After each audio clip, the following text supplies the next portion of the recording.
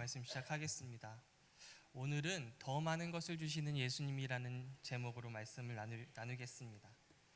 오늘 본문은요 5장 12절부터 21절까지입니다. 한번 우리 다 같이 읽었으면 좋겠습니다. 5장 12절부터요 21절까지입니다. 읽겠습니다. 시작. 그러므로 한 사람으로 말미암아 죄가 세상에 들어오고 죄로 말미암아 사망이 들어왔나니 이와 같이 모든 사람이 죄를 지었으므로 사망이 모든 사람에게 이르렀느니라. 죄가 율법 있기 전에도 세상에 있었으나 율법이 없었을 때에는 죄를 죄로 여기지 아니하였느니라.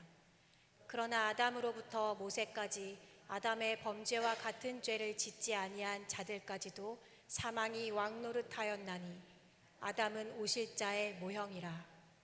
그러나 이 은사는 그 범죄와 같지 아니하니 곧 한 사람의 범죄를 인하여 많은 사람이 죽었은즉 더욱 하나님의 은혜와 또한 한 사람 예수 그리스도의 은혜로 말미암은 선물은 많은 사람에게 넘쳤느니라.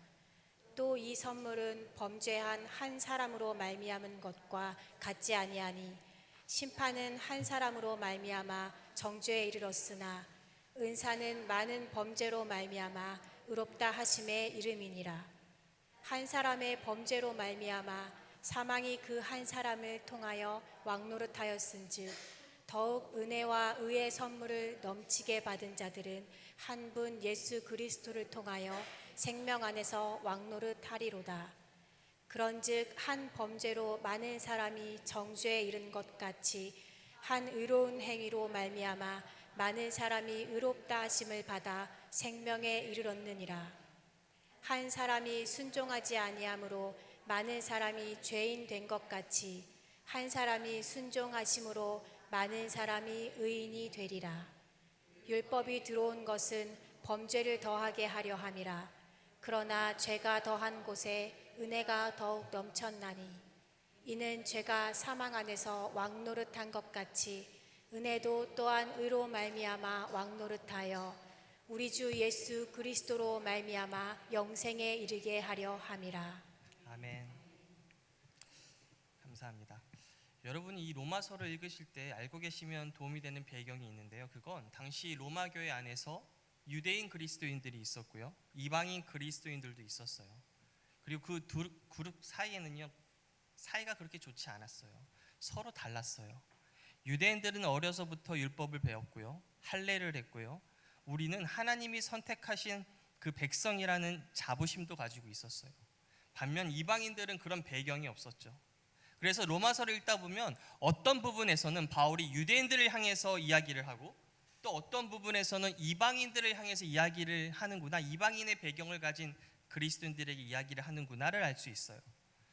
여러분이 로마서를 읽으실 때 그것을 염두에 두면 더 풍성한 은혜를 누리실 수 있어요. 그런데 바울이 이 로마서에서 결국 말하고 싶은 게 있어요. 그건 유대인이든 이방인이든 인간의 근본적인 문제 앞에서는 서로 다르지 않다는 거예요.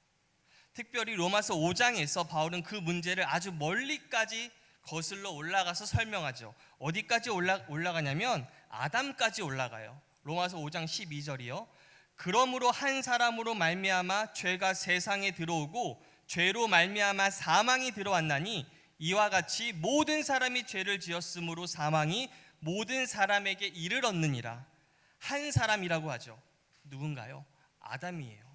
한 사람 아담으로 말미암아 죄가 세상에 들어오게 되었고 죄로 말미암아 사망이 들어왔다고 하죠. 하나님께서 처음부터 사람을 죄 가운데로 살게 해두시고 결국 죽도록 창조하신 게 아니었어요. 그런데 아담이 하나님께 불순종했고 죄가 들어왔어요. 그리고 죄와 함께 사망도 들어왔어요.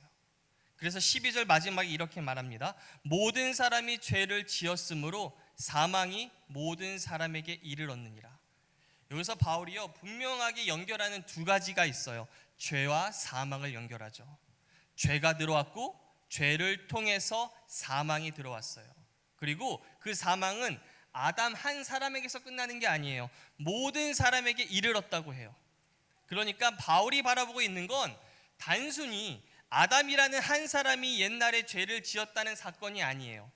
아담에게서 시작된 죄와 사망이 이제 모든 사람들의 현실이 되었다는 거예요. 아담도 죄 아래 있었고 아담 이후의 사람들도 죄를 지었고 그리고 사망은 모든 사람에게 이르렀어요. 그런데 바로 다음 절인 13절을 보면 조금 뜬금없어 보이는 이야기를 하죠. 바울이 갑자기 율법 이야기를 해요. 왜 여기서 율법 이야기가 나올까요? 이 부분은 이렇게 이해하시면 좋아요. 바울은 지금 죄와 사망이 모든 사람에게 이르렀다고 말을 했죠. 그런데 이 율법이 무엇이 죄인지 알려주고 하나님의 기준이 무엇인지를 명확히 보여줘요. 유대인에게 죄를 이야기할 때 빼놓을 수 없는 것이 율법이에요. 그렇다면 율법은 이미 세상에 들어온 죄와 사망의 문제에서 어떤 역할을 할까요? 율법이 주어지기 전과 주어진 이후에 무엇이 달라졌을까요? 바로 그 지점이 바울이 13절을 이야기하는 거예요. 죄가 율법 있기 전에도 세상에 있었으나 율법이 없었을 때에는 죄를 죄로 여기지 아니하였느니라. 먼저 앞부분을 보세요. 죄가 율법 있기 전에도 세상에 있었으나, 바울은 아주 분명하게 말해요. 율법이 있기 전에도 죄가 있었다. 그러니까 율법이 없었다고 죄가 없었던 것도 아니에요. 죄는 이미 있었어요. 그런데 이어지는 말이 조금 어렵죠. 율법이 없었을 때에는 죄를 죄로 여기지 아니하였느니라. 율법이 있기 전에도 죄가 있었는데 죄를 죄로 여기지 않았다는 게 무슨 말일까요? 여기에서 여기다는 말에는 계산하다, 계상하다라는 의미가 있어요. 이 말씀을 율법이 없었을 때에는 죄가 아니었다라는 뜻으로 이해해서는 안 돼요. 바울 자신이 율법이 있기 전에는 분명히 죄가 세상에 있었다고 말해요. 그러면 무엇이 달라지는 걸까요? 율법이 주어지면 하나님의 명령이 구체적으로 제시가 되죠. 이거 해라, 이거 하지 말아라, 이렇게 제시가 돼요. 그리고 그 명령을 어기게 되면 죄가 주어진 하나님의 명령을 어긴 범법의 형태로 드러나요. 율법이 죄를 만든 것이 아니라 이미 죄는 있었어요. 다만 율법이 들어오면서 하나님의 명령을 거스르는 형태로 더욱 드러나게 된다는 거예요. 근데 여기서 중요한 게 있어요. 바울은 14절에서 특별히 아담부터 모세까지를 이야기하죠. 14절 읽어보겠습니다. 그러나 아담으로부터 모세까지 아담의 범죄와 같은 죄를 짓지 아니한 자들까지도 사망이 왕 노릇하였나니 아담은 오실 자의 모형이라. 왜 하필 아담부터 모세일까요? 모세부터 율법이 주어졌기 때문이에요. 그러니까 바울은 지금 일부러 모세의 율법이 주어지기 전의 시대를 제시하는 거예요. 여기서 중요한 단어가 있어요. 그러나예요. 모세 전까지는 율법이 아직 없어요. 그런데 죄가 있었어요. 그리고 사망도 있어요. 심지어 바울은 아담의 범죄와 같은 죄를 짓지 아니한 자들까지도라고 말해요. 아담은 어떻게 죄를 지었죠? 하나님께 아주 분명한 명령을 받았어요. 선악을 알게 하는 나무의 열매를 먹지 말아라. 그런데 아담이 직접적으로 그 명령을 어겨버렸어요. 명백하게 주어진 하나님의 명령을 어겼어요. 그런데 아담 이후 모세 이전 사람들은 아담이 그렇게 받은 그 명령을 받은 것도 아니에요. 그리고 모세의 율법을 받은 것도 아니었죠. 그런데도 다 죽었다는 거예요. 사망이 그런데도 그들에게 왕노릇을 했다는 거예요. 바울이 지금 이야기를 하는 이유가 무엇일까요? 인간의 죄와 사망의 문제를 율법을 어겼기 때문이다. 하나님의 명령을 어겼기 때문이다. 그래서 저런 일이 일어났다. 이렇게 설명해서는 안 된다는 거예요. 왜냐하면 모세 율법 전에도 사람들이 다 죽었으니까요. 율법보다 먼저 죄가 있었어요. 율법보다 먼저 사망이 있었어요. 그러니까 인간의 근본적인 문제는 율법보다 훨씬 이전부터 시작됐어요. 어디까지 가야 하죠? 다시 12절이요. 한 사람으로 말미암아요. 한 사람, 바로 아담이에요. 한 사람으로 말미암아 죄가 세상에 들어왔고 죄로 말미암아 사망이 들어왔어요. 그러니까 율법이 인간을 처음 죄인으로 만들었다는 게 아니에요. 율법이 사망을 처음 가져온 것도 아니에요. 율법이 오기 훨씬 전에 이미 아담을 통해서 죄와 사망이 들어와 있었고 사망이 그때부터 계속 인류 가운데서 왕노릇을 하고 있었어요. 저는 이 부분에서요, 지금 바울이요, 우리의 눈을요 계속 옮기고 있다고 생각 들어요. 우리는요 자꾸 나를 봐요. 내가 뭘 잘못했지? 내가 무엇을 잘했지? 내가 뭘 지켜야 하지? 내가 어떻게 해야 하나님께 인정받을 수 있지? 우리는 자꾸요 나에게서 답을 찾으려고 해요. 내 행동을 보고요, 내 성취를 보고요, 내 실패도 봐요. 그런데 바울은요 우리의 눈을 더 근본적인 곳으로 돌리는 거예요. 너 자신을 보고 있지 말고 아담을 봐. 왜 인간에게 죄가 들어왔는지, 왜 사망이 모든 사람에게 이르렀는지 그 뿌리를 보라고 하는 거예요. 그리고 바울은 거기서 멈추지 않아요. 14절 마지막을 보세요. 아담은 오실자의 모형이라. 오실자가 누구죠? 예수 그리스도예요. 그러니까 바울이 우리의 눈을 이렇게 옮기는 거예요. 나를 보는 눈에서 저 아담을 봐. 그리고 저 아담에서 그리스도로 돌려요. 왜냐하면 인간의 문제가 한 사람 아담과 연결되어 있다면 하나님의 해결도 한 사람 예수 그리스도와 연결되어 있다고 말하는 거예요. 19절을 보세요. 한 사람이 순종하지 아니함으로 많은 사람이 죄인 된 것 같이 한 사람의 순종하심으로 많은 사람이 의인이 되리라. 한 사람이 두 번 나오죠. 첫 번째 한 사람은 아담이에요. 두 번째 한 사람은요 예수님이죠. 한 사람 아담이 불순종했어요. 그 결과 많은 사람이 죄인이 돼요. 그런데 한 사람 예수님이 순종하세요. 그 결과 많은 사람이 의인이 돼요. 그러니까 인간의 죄 문제는 단순히 내가 거짓말 몇 번 했고, 내가 화를 몇 번 했고, 내가 나쁜 생각을 몇 번 했다, 그 정도의 문제가 아니에요. 그보다 더 깊은 문제가 있어요. 아담을 통해서 죄와 사망이 인간의 역사 안으로 들어왔고 그 죄와 사망의 지배 아래 인간에 놓이게 되었다는 거예요. 그러면 이런 생각이 들죠. 그렇다면 율법을 왜 주셨을까? 이미 죄가 있고 이미 사망이 왕노릇을 하고 있었어요. 율법으로 그 근본적인 문제를 해결할 수 없다면 하나님이 왜 주셨을까요? 20절을 보세요. 율법이 들어온 것은 범죄를 더하게 하려 함이라. 이 말씀도 처음 보면 이상하죠. 하나님께서 죄를 줄이기 위해서, 죄를 안 짓게 하기 위해서, 죄를 억제하기 위해서 율법을 주셨다고 해야 자연스러운데 범죄를 더하게 하기 위해서 들어왔다고 하니까요. 그러면 하나님께서 너의 죄가 조금밖에 없으니까 더 많이 죄를 지으라고 내가 줄게, 그런 뜻일까요? 아니에요. 율법은 이미 있던 죄를 더욱 분명하게 나타내요. 사람은 여러분 자기 기준으로 사는 거 아세요? 나 괜찮아, 이 정도는 괜찮겠지, 그래도 나는 저 사람보다는 나은 것 같아, 나는 남에게 큰 피해를 준 적도 없고 나 정도면 괜찮은 사람이야. 자기 기준들이 다 있어요. 그리고 자기 기준으로 자기를 보면은 그렇게 나쁜 사람은 아니에요. 여러분 세상에는요 명백한 죄인이 있고 근사한 죄인이 있어요. 명백한 죄인은 알아보기 쉬워요. 남의 물건 훔친 적도 없고요, 속인 적도 없고요, 범죄를 저지른 적도 없어요. 그러한 사람에게 명백한 죄는 훔치고 속이고 범죄를 저지르죠. 그런 사람에게 당신 죄인이에요 라고 말하면 맞아요, 그럴 수 있죠. 그런데 근사한 죄인한테 가서 그렇게 말하면 어려워요.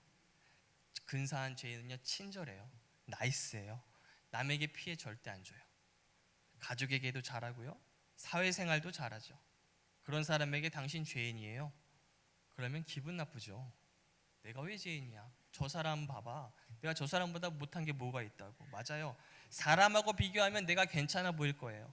그런데 하나님께서 율법이라는 기준을 주시는 거예요. 너 사람하고 비교하지 말고 내 기준에 한번 비춰봐. 그러면 이야기가 달라져요. 나는 살인한 적 없어요 하나님. 그런데 예수님은 마음속 미움을 보여주세요. 나는 간음한 적 없는데요. 근데 예수님 마음의 음욕까지 보여주세요. 내 기준으로 보면 나는 괜찮은데 하나님의 기준으로 보면, 나를 보면 내가 보지 못했던 죄가 보이기 시작해요. 그래서 로마서 3장 20절에 바울이 이렇게 말하죠. 율법의 행위로 그의 앞에 의롭다 하심을 얻을 육체가 없나니 율법으로는 죄를 깨달음이니라. 율법을 통해 무엇을 얻는다고 해요? 의를 얻는다고 하지 않아요. 죄를 깨닫는다고 하죠. 율법은요 거울과 같아요. 거울을 보면 얼굴에 뭐가 묻었는지 알 수 있죠. 여기도 뭐 묻었네. 아, 내가 참 더럽네. 근데 거울이 내 얼굴을 씻어줄까요? 안 씻어줘요. 보여주기만 하죠. 율법도 우리에게 보여줘요. 너 여기 하나님의 기준에 미치지 못했어. 너 여기도 죄야. 저기도 죄가 있어. 그러면 당시 유대인들에게 이 말이 얼마나 충격적이었을까요? 그들은 율법을요 정말 소중히 여겼어요. 당연히 그래야죠. 하나님이 주신 말씀인데요. 그런데 문제는 율법을 가지고 있다는 사실이 자신들을 다른 사람과 구별해주고 하나님 앞에서 자기들의 의를 증명해 주는 것처럼 여기게 했다는 거예요. 바울은 로마서 앞부분에서 그래서 유대인 그리스도인들의 그런 자부심들을 계속 찔러요. 우리에게 율법이 있어. 우리에게는 할례가 있어. 우리는 하나님의 백성이야. 그거를 계속 바울은 건드려줘요. 그런데요, 바울은 인간의 문제를요 아담까지 끌고 갔어요. 율법이 있는 사람도 죽어. 율법이 없는 사람도 죽어. 유대인도 죽고 이방인도 다 죽어. 왜요? 인간의 문제는 율법을 가지고 있느냐 없느냐보다 더 근본적인 문제이기 때문이죠. 아담을 통해서 죄와 사망이 들어왔기 때문이야. 그 얘기를 하는 거예요. 그럼 이제 정말 중요한 질문이 생겨요. 이 문제를 어떻게 해결할까요? 모든 인간에게 닥친 죄와 사망의 문제를 어떻게 해결할까요? 율법을 더 많이 주면 될까요? 10계명 가지고 부족하니 100계명 만들어서 지킬까요? 사람이 더 노력하면 될까요? 이번에는 내가 제대로 한번 살아보리라. 이번에는 죄 안 짓고 정말 하나님의 말씀대로 살아야지. 그렇게 노력하면 아담을 통해 들어온 죄와 사망의 문제가 해결될까요? 아니에요. 우리에게 필요한 건요 더 좋은 방법이 아니에요. 또 다른 한 사람이 필요한 거예요. 그래서 바울이 뭐라고 했죠? 아담은 오실 자의 모형이라고 말하는 거예요. 오실 자가 누구죠? 예수 그리스도예요. 왜 아담이 예수님의 모형일까요? 아담이 예수님과 비슷한 삶을 살았나요? 아니죠. 오히려 반대죠. 아담은 불순종했고 예수님은 순종하셨어요. 그런데 한 가지가 같은 거예요. 한 사람의 행동이 그 한 사람에 의해서 끝난 것이 아니라는 거예요. 아담 한 사람의 불순종이 많은 사람에게 영향을 줬어요. 그리고 예수님 한 분의 순종이 예수님께 속한 많은 사람에게 영향을 줘요. 아담 한 사람으로 죄가 들어오죠. 예수님 한 분으로 은혜가 들어와요. 아담 한 사람의 불순종으로 많은 사람이 죄인이 되었어요. 근데 예수님 한 분의 순종으로 많은 사람이 의인이 된대요. 아담으로 인해 사망이 왕노릇을 해요. 근데 예수님으로 인해서 생명이 왕노릇을 해요. 근데 여기서 정말 중요한 게 있어요. 바울은 예수님이 아담이 망쳐놓은 것을 겨우 원래 원상태로만 돌려놓았다고 말하지 않아요. 로마서 5장을 자세히 보면 계속 반복되는 표현이 있어요. 그건 더욱이에요. 더욱 넘치게예요. 더욱 넘치게. 15절을 보시면 더욱 하나님의 은혜와 한 사람 예수 그리스도의 은혜로 말미암아 선물이 많은 사람에게 넘쳤다고 해요. 17절을 보시면 은혜와 의의 선물을 넘치게 받는 자들이 예수 그리스도로 말미암아 생명 안에서 왕노릇하리로다. 또 20절에는 이렇게 말하죠. 죄가 더한 것에 은혜가 더욱 넘쳤다. 계속 바울이 말하는 게 있어요. 더욱, 훨씬 더 넘치도록. 왜 그럴까요? 예수님이 아담이 잃어버린 것을 겨우 메우는 정도의 일을 하신 게 아니기 때문이에요. 이걸 구약의 한 제사를 통해서 생각해 볼 수 있어요. 여러분, 구약의 5대 제사가 나오죠. 번제, 소제, 화목제, 속죄제, 속건제가 있어요. 이 모든 제사가 정확히 똑같은 방식으로 예수님을 설명한다고 할 수 없지만 신약을 통해 보면 이 제사들이 결국 예수 그리스도께서 하실 일을 미리 보여주는 그림이라는 걸 알 수 있어요. 번제를 보면 예수님의 온전한 헌신 생각할 수 있고요. 화목제를 보면 그리스도를 통한 하나님과의 화평을 생각할 수 있고요.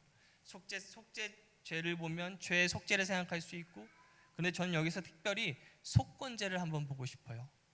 속건제에는 조금 독특한 부분이 있어요. 레위기 5장 15절부터 15절 한번 읽어보실게요.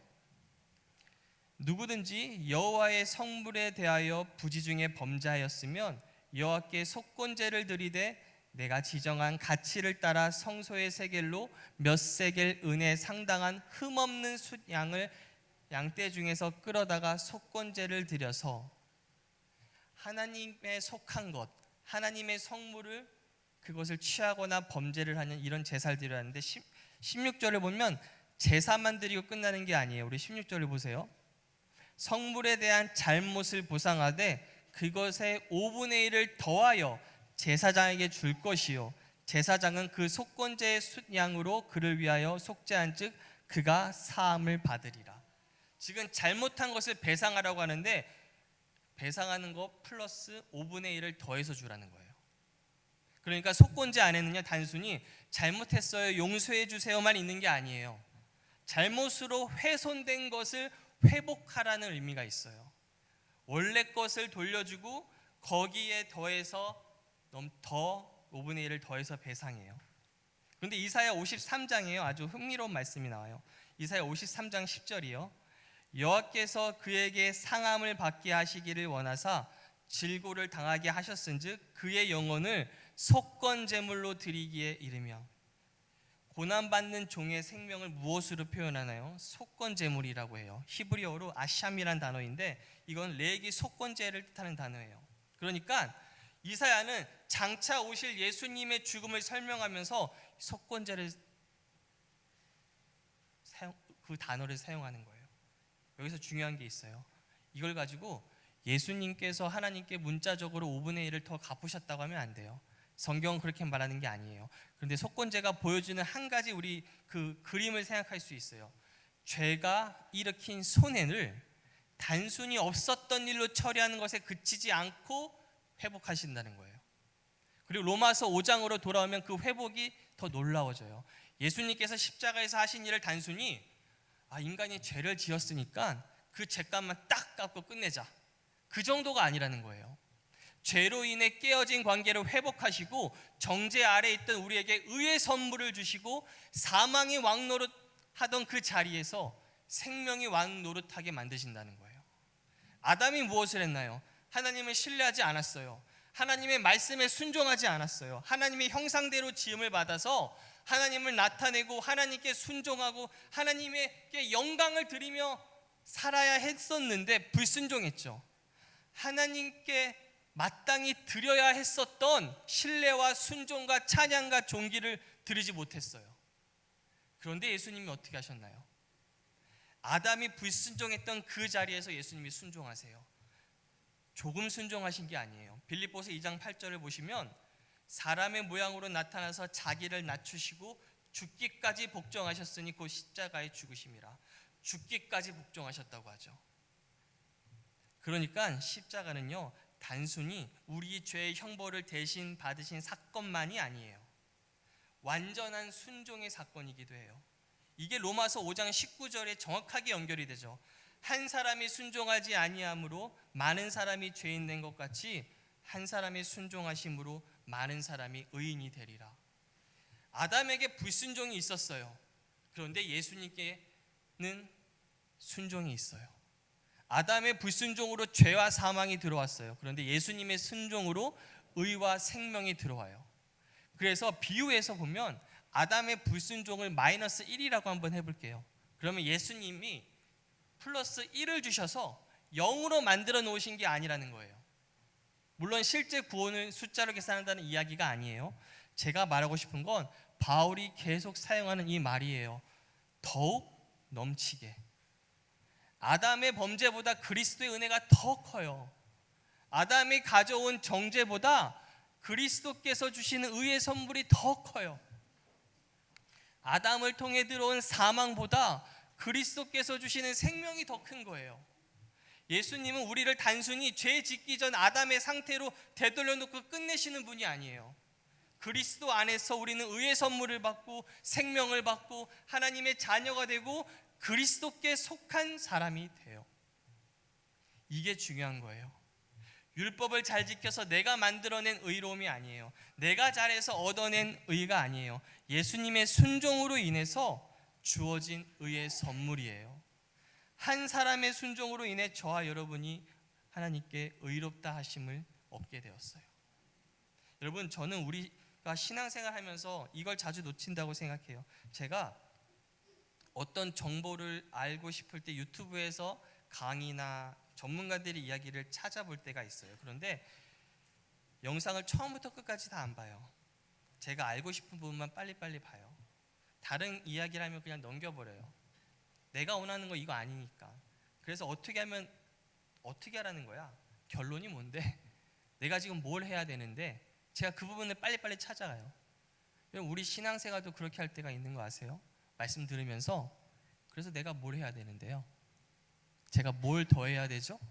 기도 더 하라는 거예요? 성경 더 읽으라는 거예요? 봉사 더 하라는 말인가요?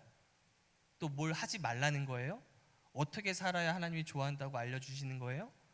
물론 우리가 어떻게 살아야 하는 것도 중요하죠. 순종 중요해요. 기도 중요하고 말씀 있는 거 중요하고 거룩하게 살아야 되죠. 그런데 그 모든 것보다 먼저 알아야 하실 것이 있어요. 예수님이 누구시고, 그리고 그분이 날 위해 뭘 하셨고, 그리고 내가 예수님 안에서 어떤 존재가 되었고 어떤 정체성으로 변화되었는지를 아셔야 돼요. 그걸 모른 채 그래서 나 이제 뭘 해야 될까요?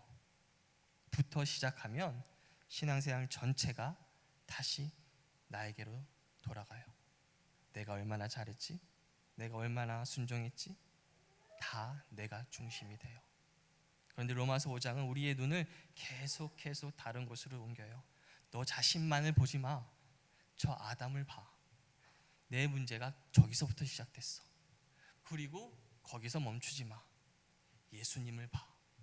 하나님께서 그 문제를 어떻게 해결하시는지 보라는 거예요. 그래서 복음의 중심에는 내가 없어요. 예수님이 있으세요. 내가 무엇을 했는가 보다 예수님이 무엇을 하셨는가가 먼저예요. 내 순종이 얼마나 완벽한가 보다 예수님의 순종이 얼마나 완전한가요가 먼저예요. 내가 하나님을 얼마나 사랑하고 있는가, 그것보다 하나님이 나를 얼마나 사랑하고 계시는가가 먼저예요.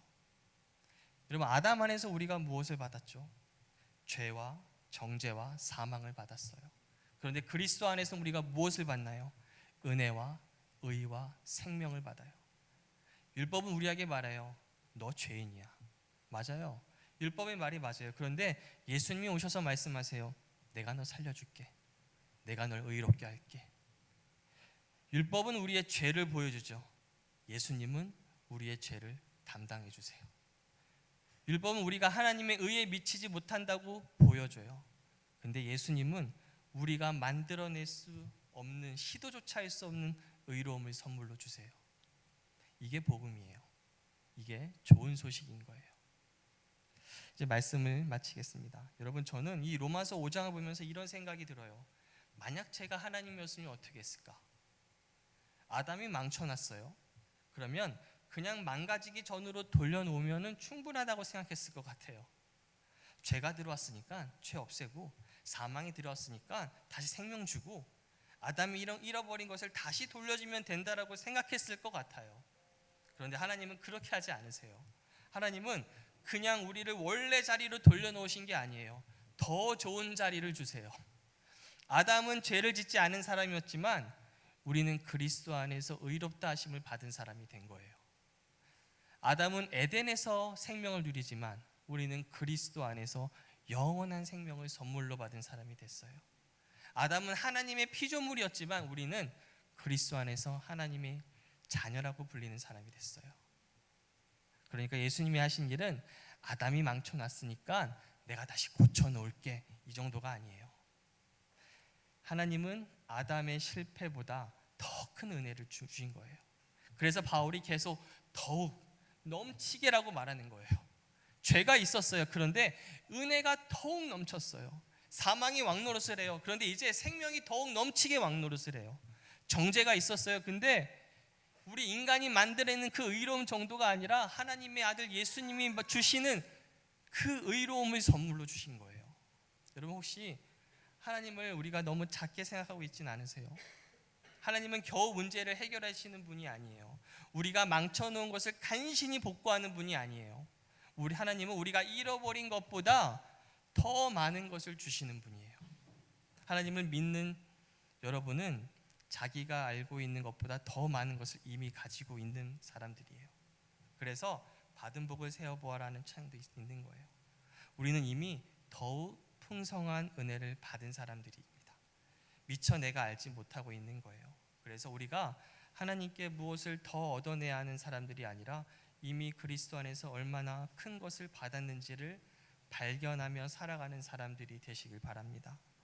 예수님은요, 아담이 잃어버린 것을 돌려주시는 분을 넘어서 우리에게 더욱더 넘치게 주시는 분이에요. 그 하나님을 믿는 저와 여러분이 되셔서 이번 한 주도 승리하시기를 바라겠습니다. 우리 이 시간 위대하신 주 찬양하시고 기도하시겠습니다.